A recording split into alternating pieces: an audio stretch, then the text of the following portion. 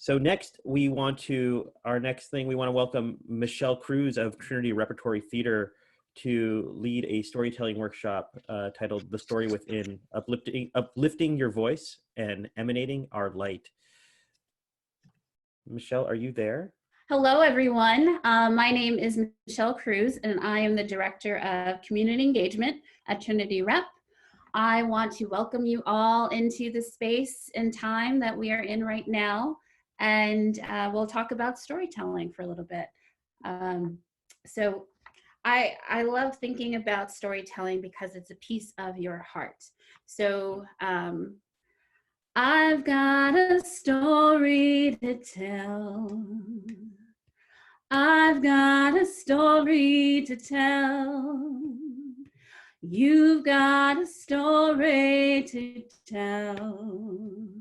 Let's share them all for our world. So they say when we lose an elder, it's akin to losing a library of knowledge. We all have a story, and it's important to document them. How do we begin to bring out the pieces of our own puzzles and collect them so others can see and hear them? How can we use our creativity to uplift our voices and shine a light to our collective existence right now, especially at this time, by showcasing ourselves through the art of story, song, and more? So, you know, we talk about the theory of when we lose an elder, it's equivalent to losing a library. So I want you to actually close your eyes for a second. I know you've been looking at the screen for a while now, so everyone close their eyes for a second. Now I want you to think about an elder in your life, whether one who is with you or someone you remember fondly. Is it a grandmother, a grandfather, a favorite elder neighbor, teacher? Think about them as we talk today, and think about them as we move forward. Reach out to them and ask them to share a story with you. You will not regret it. Now open your eyes. Storytelling is a great way to connect, especially at this time. So we think about storytelling as connection. So I think the first thing we need to do is know your audience. Who are you talking to? There are several different groups here this afternoon, but thinking about who am I talking to? Next thing, we want to take someone on a journey. How are we telling our story? We're going to find something universal. If you start with a story that might say something like, let's see, I'm sure you all know how you feel when it's a rainy day like this and you can't take out your yacht. Does that sound like something most people could even imagine? You have to have some connectivity. Most people would be like, what? And tune out. I think I certainly would, because it just feels like there's no connection. I have no connection to that person. I wish I could own a yacht, of course. But finding that connection and getting someone to not tune out to you right away. So what is something that makes us all the same? Does anyone want to shout out a couple of thoughts? I don't know if we can do that, Avi. If not, that's okay. People can blur it out if they want to. Breathing. Breathing, okay. There's a global pandemic outside. Mm-hmm. Any others? One thing that we are all is human. So thinking about how do we tell our story and be human-centered? Now, what does that mean? It means being empathetic to each other. I think we have a lot of empathy towards each other. We're all going through this pandemic together.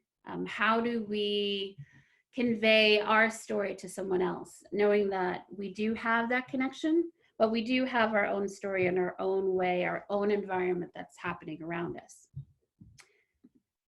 So how do we harness the power of your story? What makes this story different? How do you step into your own light? I always like to think about, I know someone said, do I answer this as a parent? Do I answer this as a teacher? And what's interesting about that is that we are so many different things. So do not be afraid of what I think of as I am this and I am this. So what do I mean by that? I'll say a greeting. Hi, my name is Michelle Cruz, and I am a singer, songwriter, farmer, entrepreneur, Black woman, Rhode Islander, lover of pizza.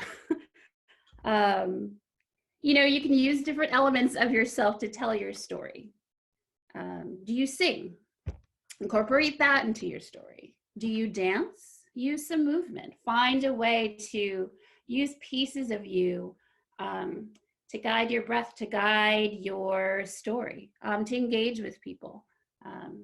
I think it's so important to be able to loosen up and really find where your talents are, where your strengths are, to bring that out to people. So there's structure in story. You can think of it as different acts. So we can talk about the 3-act structure. So act 1 is setting up your story. So getting rooted and grounded is really important, I think. So in yoga, there's a pose called the tree pose. And the first thing you do to get into the pose is to get rooted and grounded in your feet. So I know we're all online, but think about get sensation in your feet and close your eyes for a second and feel what that feels like. Especially when you're standing up after we get off this call, always remember where you're standing. Getting settled where you stand or sit here. Close your eyes again and settle in for a bit. We're going to lock into our senses.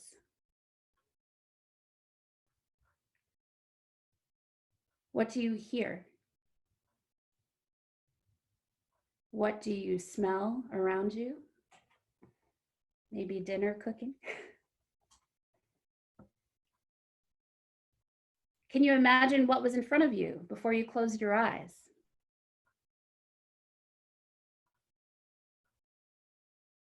And what is around you?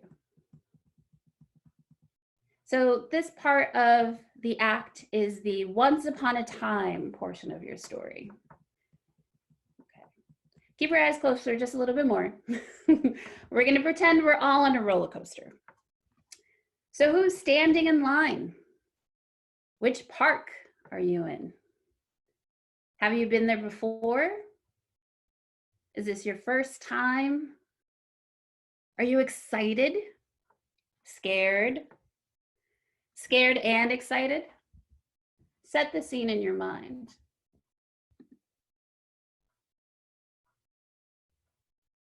You can open your eyes. So what happens first? You're strapping in and getting ready to begin your journey.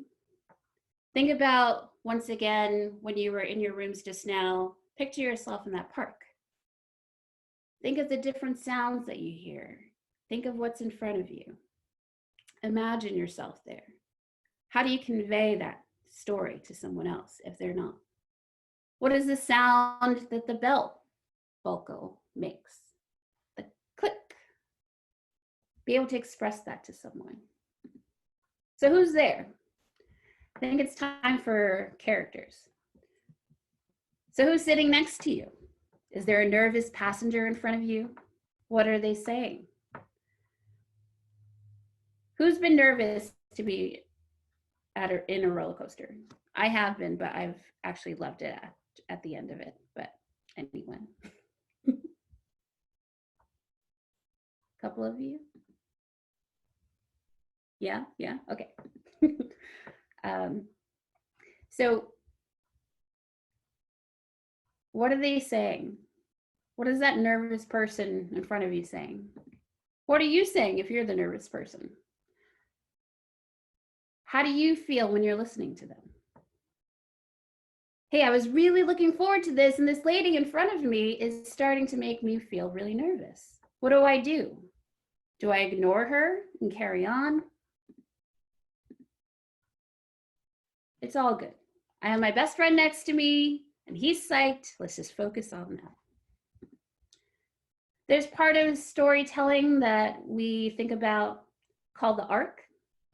So an arc makes this shape. Now, what does that mean? We're on our roller coaster. We're headed here. We're still okay, getting a little nervous. Now we're moving on up. The best friend who was sitting next to me, he's calming us down. It's going to be okay. We're not hearing the lady in front of us. Let's just focus. We're going to move on up through our roller coaster. That gets us to Act 2. We think about, I call it the one day. So that's your action. How are you going to talk about this action? Is there tension? Is there conflict? Is there escalation, drama? What are your obstacles? How do you get people to inch further up in their seats when you're telling a story? Engage with your audience and maybe add a little bit of suspense. So the arc of this story, you think back to your roller coaster. You're strapped in. You may have your eyes closed again because you're scared. But we're getting towards the curve with the suspense. That's the tension. What problem are you facing? What fear do you have? What do you feel when you're headed further and further and further up that incline? We're continuing to build that arc. Soon enough,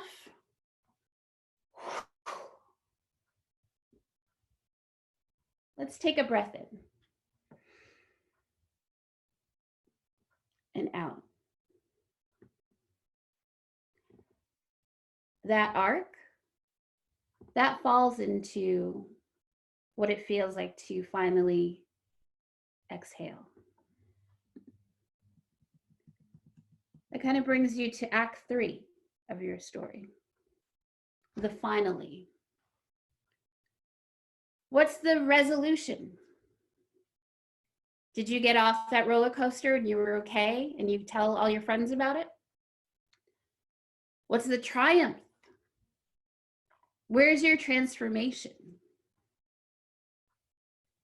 You can talk about how did you survive? What was the outcome? Another good thing is to take stock of your audience. Now that would be Act 4. I think of it as since then. Now, a lot of times with plays and movies, some of the best parts are actually right after. When you're walking out of that movie theater and you hear everyone talking about it, or you walk out of the theater watching a play and people are just chatting about it. Where is there time for reflection? Is your story compelling enough to convey that message, convey the pain you felt, the anguish you felt, the joy you felt, the problems that arose through all of that? Does it cause people to talk about it after? Does your story continue to build and carry through? At Trinity Rep, we love telling stories and infusing Rhode Island, our home, into it because it's so, so important. We did a wonderful play called Radio Golf by August Wilson. And we talked a lot about the parallels of August Wilson's hometown of Pittsburgh and how similar it was to Providence and all the things that were happening with gentrification. They quite literally almost mirrored each other. So how do we continue to talk about that? Give your audience something to reflect on. Now, one thing that could help, you can think about, and you can be the hero, and your audience is the hero too. They're the one listening and engaging with you. Now, I don't know how many of you are Star Wars fans, but I am. Now, Finn, yeah, all right. Finn is my favorite Star Wars character. I know he's a newer one or older one, depending on how you think about it. Well, we can think about one of the, I guess you could call greatest of all time characters in Star Wars, Mr. Luke Skywalker. So there's something called the hero's journey when you're telling a story. So thinking about that arc, but now we're going to move kind of in a circle. How does he make his journey? So picture Luke Skywalker with his lightsaber. You know, he's starting out on an adventure. If you're first watching the movie, you don't know what's about to happen. So Luke starts, he lives in a place called Tatooine. He's settled. Right now, he's still in the seat of the roller coaster. He's about to head off. Next thing that happens, he hears a message from Princess Leia. Then he feels like, okay, this is a call to his adventure. He feels called. He feels like he has to take action. He finds a mentor, which is Obi-Wan Kenobi. If you cut that story short and you just move on without the other details, you can just say, oh, he led a successful rebellion and the end. So there's that story. That's the short story. But what do you feel compelled? Do you feel intrigued? Do you want to know more? I want to know more. So we think about what else happens. He meets Han Solo. He helps destroy the Death Star, but Solo is captured. And then the Empire strikes back. Conflict again. He goes into hiding. We're getting to that arc again. What's happening? We're headed back in our seats in the roller coaster. We're a little afraid. What's going to happen? Things are happening and curving a little bit more. He trains with Master Yoda to become a Jedi. Okay, things are looking up. He's starting to become who he needs to be. You know, he's furthering up, going up, going up. He fights Darth Vader. He loses his hand. Spoiler alert if you haven't seen this. And, you know, he heads into the dark side. Now, we're trying to get this story back up to where there's a resolution. Where are we feeling conflict? Where do we have any connection to the story? Have we ever felt like we were so low down in our life that we had to make a change? And we start moving back up. He makes a great heroic journey, and he rescues Leia and Han Solo. And then we get back to that full circle where he leads that successful rebellion. And then we head towards the end of that portion of the circle. So there's lots of different things that you can think about when you are telling a story. Another thing I would talk about is attention. So attracting your audience to what you're trying to convey. Once again, trying to use different aspects of you. We could all tell and read down a story. We're all going to tell it differently. We might use a different inflection in our voice. We might sing part of it. We might, you know, once again, use movement. I'm using my shoulders. I talk with my hands a lot. And, you know, you try and figure out how you tell your own story. And I think one of the first things to do is think about how do you connect and collect your story, which I think is really important. When I talked about the elders at the beginning, how would you collect their story? This is a great time to do it if you are able. I'm actually doing a story project with one of the elders in my family, and we are doing recordings. And I've been interviewing her on Zoom, and it's a nice way to keep her company. And it's been wonderful to just press record on Zoom and listen. Active listening will help you tell a story so much better. If it's all just about you, there's no empathy there. There's no concern for who you are trying to tell the story to. Now, stories come in all forms. Some can start with a storyboard, like a movie or a commercial.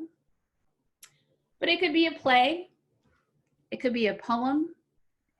It could be a song, a children's book, or maybe an infographic. Who knows what an infographic is? Anyone?